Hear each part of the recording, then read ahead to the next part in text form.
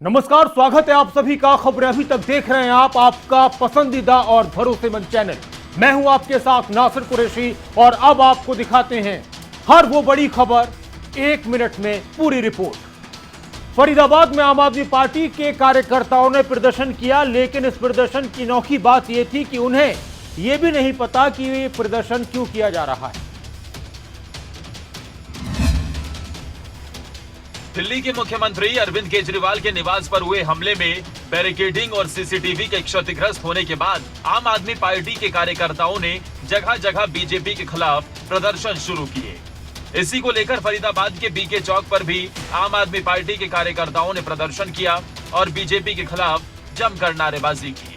जब वहां प्रदर्शन करने आए लोगों से पूछा तो उनके जवाब हैरान करने वाले थे। कोई बता रहा था कि केजरीवाल के घर पर बुलडोजर चल गया, तो कोई केजरीवाल पर हमले की बात बता रहा था। आज यहाँ रैली निकल रही है, केजरीवाल का मकान तोड़ दिया, बुलडोजर चल रहा है और महंगाई इतनी बड़ी हुई है कि गरीब आदमी 2 वक्त की रोटी भी नहीं खा सकता है। हाँ, बुलडोजर चल रहा है, टेलीविजन में देखा है और नेट पे भी देख रहे हैं, मोबाइल है सब। हाँ, मोदी। किसी को ये पता ही नहीं कि वो यहाँ क्यों आए हैं और किसने उन्हें बुलाया था। कई बार ऐसा होता है कि रैलियों में लोग पहुंचते हैं और उनको पता नहीं होता कि किस नेता की रैली में आए और उनकी मांग क्या है। ऐसा ही प्रदर्शन के दौरान होता है। अब अगली खबर एक परीक्षा की, बाबा की परीक्षा की। अभी तक आपने साधु संतों की परीक्षा सुनी होगी, देखी नहीं होगी। अब आपको भिवानी के ऐसे बाबा से मिलवाएंगे जो रात को तपस्या करते हैं और दिन में परीक्षा देते हैं। अपनी कुटिया में खड़े तपस्या कर रहे ये संत सुरेंद्र सिंह हैं। संत सुरेंद्र सिंह भिवानी नगर की सुख समृद्धि, शांति, तरक्की और उन्नति के लिए 41 दिन से खड़े तपस्या कर रहे हैं, लेकिन इनके हाथ में एक किताब भी है। ये बाबा 10वीं की ओपन की परीक्षा की तैयारी के लिए पढ़ रहे हैं। इन संत का परीक्षा केंद्र Pandit Sitaram girl senior secondary school में था। संत सुरेंद्र सिंह का कहना है कि कई साल पहले टीवी पर इंटरव्यू के दौरान उनसे उनकी पढ़ाई के बारे में पूछा तो उनके मन में ये बात बहुत खटक गई। इसके बाद उन्होंने पढ़ने की ठानी। लेकिन आवा कोशिश ये करूँगा तो बच्चों को भी एक हौसला बढ़ेगा कि एक बाबा जी होकर मेरिट लाने की इच्छा रखता है। तो हम तो लगातार स्कूल में जा रहे हैं, ऑनलाइन स्टडी कर रहे हैं, उसके बाद भी अगर हम फेल होते हैं तो हमारी गलती है। ऐसे में अब बाबा की मेरिट का तो रिजल्ट आने पर पता चलेगा, पर इतना जरूर है कि ये संत शिक्षा की अहमियत का संदेश जरूर दे रहे हैं। उम्मीद है कि इन बाबा की मेहनत कामयाब होगी और रंग लेकर आएगी। अगली खबर 1 मिनट में पूरी रिपोर्ट यमुनानगर से। यमुनानगर में प्रॉपर्टी टैक्स को लेकर नगर निगम पर टैक्स वसूलने के लिए जारी नोटिस पर अब सवाल उठ रहे हैं और ये सवाल खुद बीजेपी नेता की तरफ से उठाए गए। हरियाणा के यमुनानगर में प्रॉपर्टी टैक्स को लेकर जहां नगर निगम की तरफ से सभी रिहायशी और कॉमर्शियल भवनों पर शिकंजा कसा जा रहा है, वहीं यमुनानगर के पेट्रोल पंप मालिक नगर निगम के नोटिस को लेकर खफा हैं। Haryana petrol pump dealer association के महासचिव और वरिष्ठ बीजेपी नेता रामेश्वर चौहान का कहना है कि नगर निगम पेट्रोल पंप मालिकों के साथ गलत कर रहा है। उन्होंने कहा कि 2019 में नगर निगम ने प्रॉपर्टी टैक्स जमा कराने पर कई तरह की योजना निकाली थी, जिसके बाद सभी पेट्रोल पंप मालिकों ने पिछले 10 वर्ष का बकाया प्रॉपर्टी टैक्स जमा करवाया। अब फिर से पिछले 10 साल का बकाया टैक्स मांगा जा रहा है, जो कि न्याय संगत नहीं है। अब फिर से पेट्रोल पंप मालिकों को 15 से 30 लाख तक के प्रॉपर्टी टैक्स भरने के नोटिस जारी किए गए हैं। उन्होंने कहा कि प्रदेश के अन्य नगर निगमों में ऐसा नहीं है, जबकि यमुनानगर में ऐसे गलत निर्णय लागू किए जा रहे हैं। बीजेपी के अपने ही वरिष्ठ नेता सरकार और निगम के फैसलों पर और नोटिस पर सवाल उठा रहे हैं। ऐसे में देखना दिलचस्प होगा कि नगर निगम के मेयर ने जो आश्वासन दिया है उस पर वो कितना खरे उतरते हैं और पेट्रोल पंप मालिक उससे कितने सहमत होते हैं। तो अपने ही अपनों के अंदाज पर सवाल उठा रहे हैं। अगली खबर दिल्ली से है। महंगाई को लेकर देश भर में बढ़ती महंगाई के खिलाफ कांग्रेस सांसदों ने विजय चौक पर जोरदार प्रदर्शन किया। प्रदर्शन में कांग्रेस नेता राहुल गांधी समेत और भी कई बड़े नेता मौजूद रहे।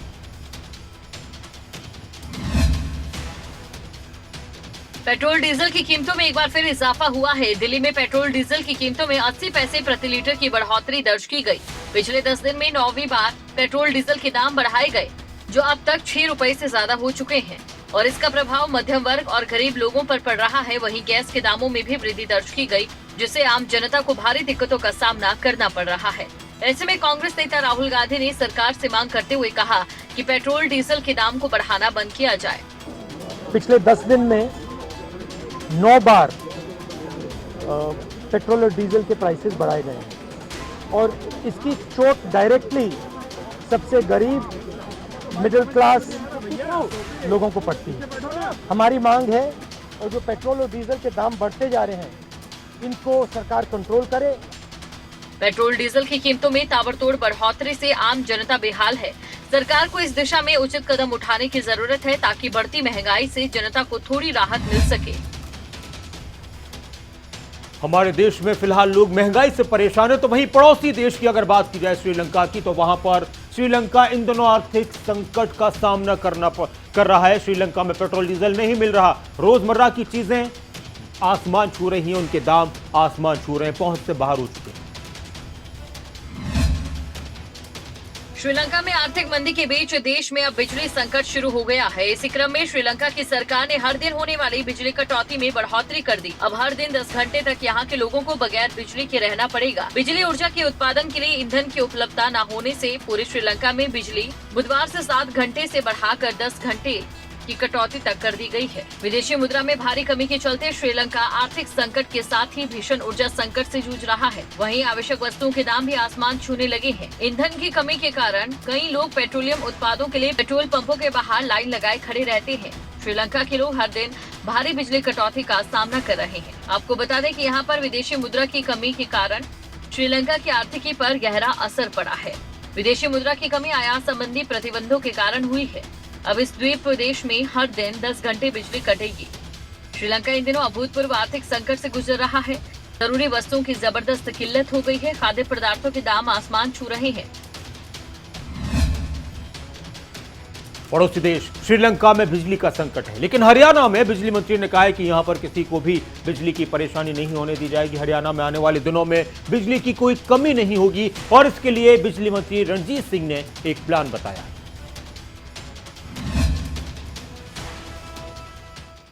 हरियाणा में गर्मी के मौसम में बिजली कटौती नहीं होगी, ये कहना है हरियाणा के बिजली मंत्री चौधरी रणजीत सिंह का।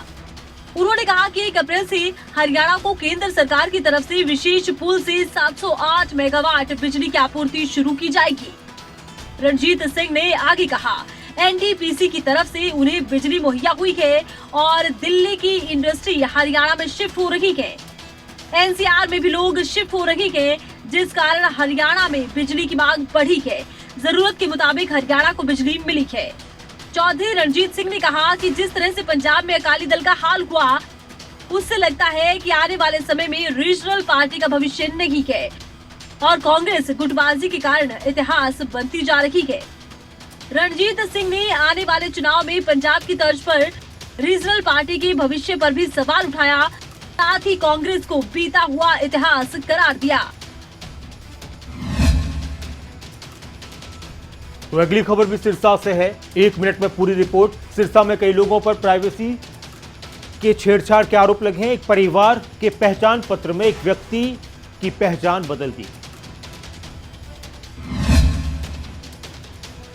सिरसा में परिवार पहचान पत्र की साइट को हैक कर 80 लोगों के नाम डिलीट करने का एक मामला सामने आया।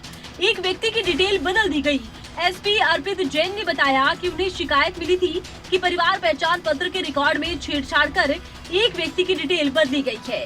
वहीं 80 लोगों की आईडी को डिलीट किया गया। इस मामले में पुलिस ने एक व्यक्ति के खिलाफ एफआईआर दर्ज कर जांच शुरू कर दी। हमारे पास एक कंप्लेंट आई है कि जो परिवार पहचान पत्र है उसमें से 80 लोगों के नाम डिलीट किए गए हैं एक आईडी यूज़ करके, और एक व्यक्ति की जो है डिटेल्स चेंज की गई है।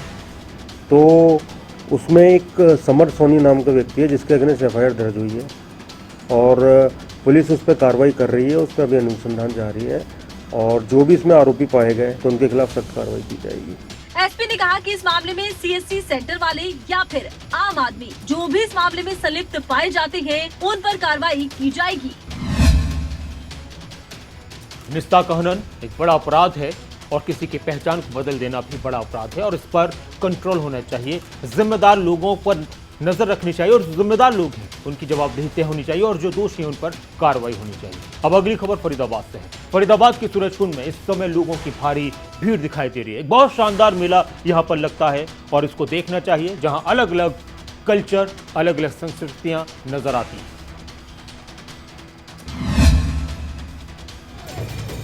फरीदाबाद के सूरजकुंड मेले के बारे में तो आपने बहुत सुना होगा। चलिए अब हम आपको इस मेले की खासियत बताते हैं। मेले में देश के अलग अलग कोने से पहुंचे कलाकारों की कला से रूबरू कराते हैं, जिनके चेहरे तो बेशक अलग अलग है, लेकिन मेले में सिर्फ और सिर्फ उनकी कला, उनका हुनर ही उनकी पहचान है। देश विदेश से पहुंचे कलाकार मेले में आने वाले पर्यटकों का खूब मनोरंजन करवा रहे हैं। वहीं मेले में पहुंचने वाले नगाड़ों पर दर्शक भी कलाकारों के साथ जमकर थिरकते दिखे। विदेशी कलाकारों का नाच न सिर्फ दर्शकों को अपनी तरफ खींच रहा है, बल्कि विदेशी कलाकारों की परफॉर्मेंस देसी लोगों को भी खूब भा रही है। बता दें कि 1987 में पहली बार सूरजकुंड मेला शुरू हुआ। मेले की शुरुआत इन कलाकारों की कला यानी कि इनके ढोल नगाड़ों के साथ ही हुई। मेले में पहुंचे कलाकारों की माने तो उनकी पुश्तें भी सूरजकुंड मेले में अपनी कला का कर्तव्य दिखा चुकी हैं। वहीं अपने पुश्तों की परंपरा को बनाए रखते हुए ये कलाकार भी अपनी परफॉर्मेंस दे रहे हैं, जिसे लोग खूब पसंद कर रहे हैं। 1 मिनट पूरी रिपोर्ट। खबर रफ्तार से विस्तार से। अगली खबर भी फरीदाबाद से है, लेकिन ये झूमने की नहीं, झगड़े की खबर है। मामूली विवाद के चलते कब कौन किसकी जान लेने पर उतारू हो जाए कुछ नहीं कहा जा सकता। फरीदाबाद से भी कुछ ऐसा ही मामला सामने आया, जहां पहले मामूली सी बात को लेकर विवाद हुआ और फिर विवाद बढ़ने पर जो कुछ हुआ वो हैरान करता है।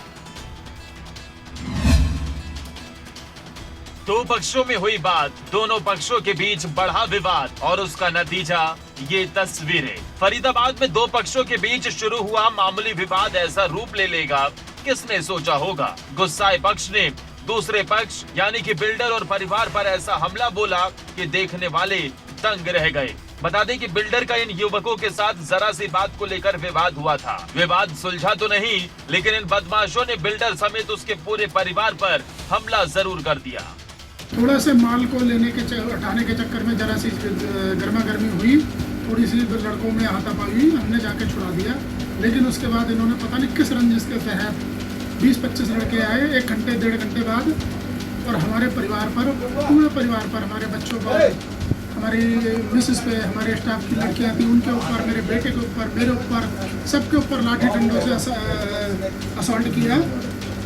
जान से मारने की कोशिश करी, हमने जैसे तैसे जान बचाई। और खबर रफ्तार से विस्तार से। 1 मिनट में पूरी रिपोर्ट। अगली खबर कैथल की है। कैथल में हरियाणा के परिवहन मंत्री मूलचंद शर्मा जिला कष्ट निवारण समिति की बैठक लेने पहुंचे, जहां उन्होंने एक जमीन से जुड़े मामले की शिकायत को लेकर पटवारी को सस्पेंड कर दिया। कैथल के जिला सचिवालय में हरियाणा के परिवहन मंत्री मूलचंद शर्मा जिला कष्ट निवारण समिति की बैठक लेने पहुंचे, जहां उन्होंने कुल 16 समस्याओं को सुना और उनका निपटारा किया। वहीं एक जमीन से जुड़े मामले की शिकायत में पटवारी अशोक कुमार को सस्पेंड किया गया। मूलचंद शर्मा ने कहा कि पटवारी ने शिकायतकर्ता से अभद्र भाषा में बात की थी, जो एक कर्मचारी को शोभा नहीं देता। मामला क्या? अशोक कुमार पटवारी जब वो उसके पास गया तो उन्होंने जो भाषा का प्रयोग करा, और एक कर्मचारी को भाषा का प्रयोग ठीक होना करना चाहिए। और भाषा कोई मंत्री जो गिरवेंस लेता है उसके कोई नपायत रहेगा, कोई मंत्री हो, कोई विधायक हो, तो सम्मान करना चाहिए। मूलचंद शर्मा ने कहा कि रोडवेज के बेड़े में 2000 नई बसें शामिल होंगी, जिससे लोगों को फायदा मिलेगा। जिला कष्ट निवारण समिति की बैठक में कैबिनेट मंत्री मूलचंद शर्मा थोड़े आक्रामक भी दिखाई दिए। उन्होंने कई समस्याओं का ऑन द स्पॉट निपटारा किया। 1 मिनट पूरी रिपोर्ट। खबर रफ्तार से विस्तार से। अगली खबर नूह से। नूह में एक बार फिर किसान की तैयार फसल आग की भेंट चढ़ गई। शॉर्ट सर्किट की वजह से किसान की 1 एकड़ फसल तबाह हो गई। नूह जिले के गांव इलाहाबाद में बिजली के शॉर्ट सर्किट की वजह से गेहूं की खड़ी फसल में आग लग गई। जब तक दमकल की गाड़ी पहुंचती तब तक पूरी फसल जलकर खाक हो गई। सूचना मिलते ही पिंगवा पुलिस और ग्रामीण मौके पर पहुंचकर आग को काबू पाने का प्रयास करने लगे।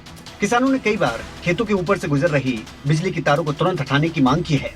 वहीं गांव के ही लोगों का कहना है कि जब आग लगी थी तब बिजली विभाग को फोन किया गया, लेकिन विभाग की तरफ से फोन नहीं उठाया गया। करीब 2 किलोमीटर दूर पावर हाउस पर जाकर बिजली की सप्लाई बंद करवाई गई। अगर समय पर बिजली बंद हो जाती तो इतना नुकसान नहीं होता। खेत मालिक ने बताया कि वो अपने खेत में गेहूं की कटाई कर रहे थे। अचानक उनके ऊपर से गुजर रही बिजली की तारों से चिंगारी निकली और फसल पर जा गिरी। कुछ देर बाद पूरी फसल में ही आग लग गई।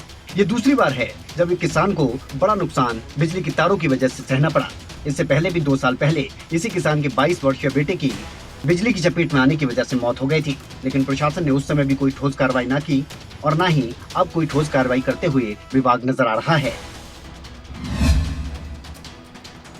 नूह से एक और खबर है। नूह में एक रोड है जिसको लोग यहाँ के खूनी रोड कहते हैं और कई बार यहाँ पर हादसों में बहुत से लोगों की जान गई है। नूह में दिल्ली अलवर राजमार्ग को 4 लेन बनाने को लेकर स्थानीय लोगों ने केंद्रीय परिवहन मंत्री नितिन गडकरी के नाम ज्ञापन सौंपा है। पैदल मार्च को विधायक आफताब अहमद ने भी समर्थन किया है। दिल्ली अलवर राष्ट्रीय राजमार्ग 248A को 4 लेन बनाने की मांग को लेकर नूह जिले के सैकड़ों लोगों ने बड़गली चौक से जिला मुख्यालय तक करीब 20 किलोमीटर लघु सचिवालय तक पैदल मार्च निकाला। उपायुक्त के माध्यम से प्रदेश के मुख्यमंत्री और केंद्रीय सड़क मंत्री नितिन गडकरी के नाम ज्ञापन भेजकर सड़क को जल्द से जल्द 4 लेन बनाने की मांग की गई। नूह से कांग्रेस विधायक आफताब अहमद पैदल मार्च में अपना समर्थन देने पहुंचे। उन्होंने दिल्ली अलवर मार्ग को खूनी मार्ग बताया, साथ ही सरकार से 4 लेन बनवाने की मांग की। 20 किलोमीटर की यात्रा इन्होंने निकाली है। हमने आज उसमें शामिल होकर अपना समर्थन दिया और हम पूर्ण जोर इस सरकार से मांग करते हैं कि या तो आप इसको पूरा कर दीजिए, नहीं तो आज ये नौजवान है, पूरा मेवात इसके लिए संघर्ष करेगा और इस सड़क को बनवाने का काम करेगा, क्योंकि ये हमने जैसे कहा एक खूनी सड़क हो गई है। हम अपने नौजवानों को, अपने बुजुर्गों को, अपने आदमियों को और नहीं गुंजाइश कि हम खो सके। दिल्ली अलवर राष्ट्रीय राजमार्ग को 4 लेन कराने की लंबी समय से मांग अभी भी अधूरी है। ऐसी बहुत सी सड़कें हैं जो नहीं बन पाती और वहां पर बहुत से हादसे होते हैं और कई बार लोगों की जिंदगी खत्म हो जाती हैं या फिर बहुत सारे लोग अपनी जिंदगी में बहुत कुछ गंवा देते हैं। अगली खबर रफ्तार से विस्तार। एक तरफ तो जल ही जीवन जैसे नारे दिए जाते हैं, लेकिन रेवाड़ी में न जाने कितना पानी यूं ही बर्बाद किया जा रहा है और इस तरफ विभाग का कोई ध्यान नहीं। रेवाड़ी में इसे प्रशासन की लापरवाही कहें या कुछ और, नगर पालिका के बाहर ही पीने का पानी व्यर्थ बह रहा है। वैसे तो सरकार जल बचाओ कल बचाओ, जल ही जीवन है, इस तरह के नारे देती है। ऊपर से अधिकारी सरकारी आदेशों को पलीता लगाने में कोई कोर कसर नहीं छोड़ते। कुछ हैरान करने वाली तस्वीरें सामने आई रेवाड़ी से। एक तरफ तो गर्मी में पानी की किल्लत रहती है, ऊपर से जन स्वास्थ्य विभाग की दरियादिली देखिए, किस तरह से हजारों लीटर पानी इस तरह से नाले में बेकार ही बहाया जा रहा है। स्थानीय लोगों की माने तो नगर परिषद के पास ही शहर को पीने के पानी की सप्लाई देने वाला कमेटी टैंक बना हुआ है। इस टैंक से शहर में सप्लाई के लिए जगह जगह बल्ब लगा रखे हैं। नगर परिषद के गेट के बाहर ही एक बल्ब लगाया गया है जो 3-4 दिनों से लीकेज है और उसकी वजह से पानी ओवरफ्लो होकर बह रहा है। ये पीने का पानी है और नाले में वेस्ट हो रहा है। यहाँ आसपास के दुकानदारों का मानना है कि वैसे तो सरकार पानी बचाने के लिए लगातार प्रयास करती है, लेकिन ये तस्वीरें क्या सरकार और उनके अधिकारियों को नजर नहीं आती। दुकानदारों का कहना है कि गर्मी के मौसम से पहले ही पानी की कमी रहती है। 1 मिनट पूरी रिपोर्ट। अब खबर परीक्षाओं की। बोर्ड परीक्षा शुरू होते ही हरियाणा विद्यालय शिक्षा बोर्ड ने नकल रहित परीक्षा के दावे किए थे वो फेल हो चुके हैं। 10वीं कक्षा का पेपर शुरू होते ही व्हाट्सएप पर आउट हो गया। हरियाणा विद्यालय शिक्षा बोर्ड की तरफ से नकल रहित परीक्षाओं के दावों की हवा निकल रही है। पहले ही दिन 10वीं की सोशल साइंस का पेपर आउट हुआ और पेपर शुरू होने के कुछ देर बाद ही व्हाट्सएप ग्रुपों पर वायरल हो गया। शिक्षा विभाग के अधिकारियों ने भी माना कि सोशल मीडिया पर पेपर वायरल हुआ है। विभाग की 7 टीमें फील्ड में हैं और अपने स्तर पर जांच कर रही हैं। इस संबंध में शिक्षा बोर्ड चेयरमैन को ईमेल से जानकारी भेजी गई है। मेरे पास सिर्फ उसकी वो फोटोस्टेट भी आई थी, तो हमने वो तुरंत चेयरमैन सर के हरियाणा एजुकेशन बोर्ड में हमने उनको मेल के माध्यम से वहाँ पर भेज दिया। तो अगली कार्रवाई तो चेयरमैन सर करेंगे, इसमें डीओज का किसी का कोई रोल नहीं होता। हालांकि शिक्षा अधिकारियों ने दादरी क्षेत्र से पेपर आउट होने को नकारते हुए कहा कि ये सोशल मीडिया पर वायरल पेपर किसी दूसरे क्षेत्र के हो सकते हैं। फिर भी विभाग की तरफ से इसकी जांच की जा रही है। इससे पहले भी 12वीं कक्षा का पेपर व्हाट्सएप ग्रुपों पर वायरल हुआ था। व्हाट्सएप ग्रुपों पर पेपर आउट होने पर खुफिया विभाग भी अपने स्तर पर जाँच करने में जुट गया है। पेपर आउट होता है, छात्र खुश होते हैं जो नकल करते हैं, और जो नकल नहीं करते उनको दुख होता है, और फिर पेपर रद्द होता है। नुकसान सभी को होता है। अगली खबर पंचकुला से है। पंचकुला में रायपुर रानी के पास गांव नटवाल में रहने वाली 2 महिलाओं ने विधवा पेंशन पाने के लिए जिंदा पति का फर्जी मृत्यु प्रमाण पत्र लगाने का मामला सामने आया। एक बार फिर से बता देता हूं मैं आपको कि महिलाओं ने विधवा पेंशन पाने के लिए अपने जिंदा पति को मृत घोषित किया। पंचकुला के रायपुर रानी के गांव नटवाल से एक बेहद हैरान करने वाला मामला सामने आया। गांव की 2 महिलाओं ने सरकारी स्कीम का लाभ उठाने के लिए अपने पति को मृत घोषित कर दिया। पूरे मामले का खुलासा तब हुआ जब वेरिफिकेशन के लिए विभाग की ओर से महिला के घर फोन आया। वहीं इस दौरान ये खुलासा भी हुआ कि महिला ने करीब 2 साल पहले सरकारी स्कीम का फायदा उठाने के लिए फर्जी मृत्यु प्रमाण पत्र का आवेदन दिया था। जब सोशल वेलफेयर डिपार्टमेंट की ओर से दोनों आवेदकों के फर्जीवाड़े की कार्रवाई को लेकर डीसी और डीसीपी को पत्र लिखा गया है। इन्होंने अपने बच्चों की निराश्रित पेंशन के लिए अप्लाई किया था, तो उसमें हुआ क्या कि ये जो फैमिली आईडी है, परिवार पहचान पत्र है, उसमें महिलाओं के जो पति का नाम था दोनों दर्शाया गया था। तो हमने वेरिफिकेशन करने के लिए जैसे ही उनको फ़ोन किया तो सामने उनके पति थे, उन्होंने बात की। तो फिर ये हमारे संज्ञान में आया तो हमने दोबारा वेरिफिकेशन की है अपने लेवल पे जी। अभी हम ये जो दस्तावेज है, ये जो रजिस्ट्रार अथॉरिटीज हैं, ऐसे भी लोग जो अपने जिंदा पति को मृत घोषित करवाने से विधवा पेंशन पाना चाहते हैं। अगली खबर चरखी दादरी से। चरखी दादरी में ग्रामीण क्षेत्रों के लिए विकास के लिए आई लाखों की राशि के गबन का मामला सामने आया है। इस पूरे मामले में निलंबित ग्राम सचिव पर फर्जी हस्ताक्षर कर ग्राम पंचायत के खातों से लाखों रुपए की राशि निकलवाने का आरोप।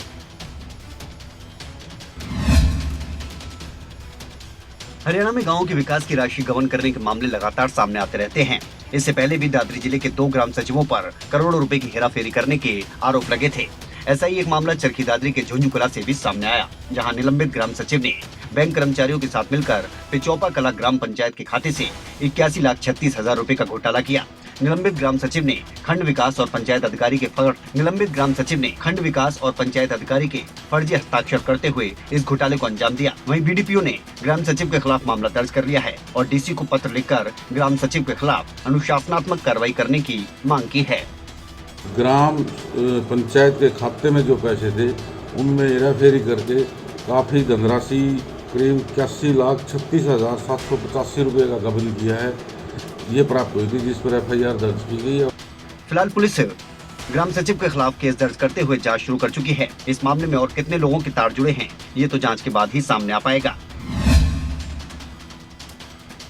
रोहतक की एक खबर है, बहुत चौंकाने वाली। एक पत्नी ने अपने पति के साथ इस कदर बदसलूकी करवाई कि उसके प्राइवेट पार्ट में मिर्च तक उसने डलवाई। और दिल्ली जैसी ऐसी घटना हुई है जो चौंकाने वाली है, और उस शख्स की हालत इतनी बिगड़ गई कि ऑपरेशन के बाद भी स्थिति नाजुक बनी हुई है, अस्पताल में भर्ती है।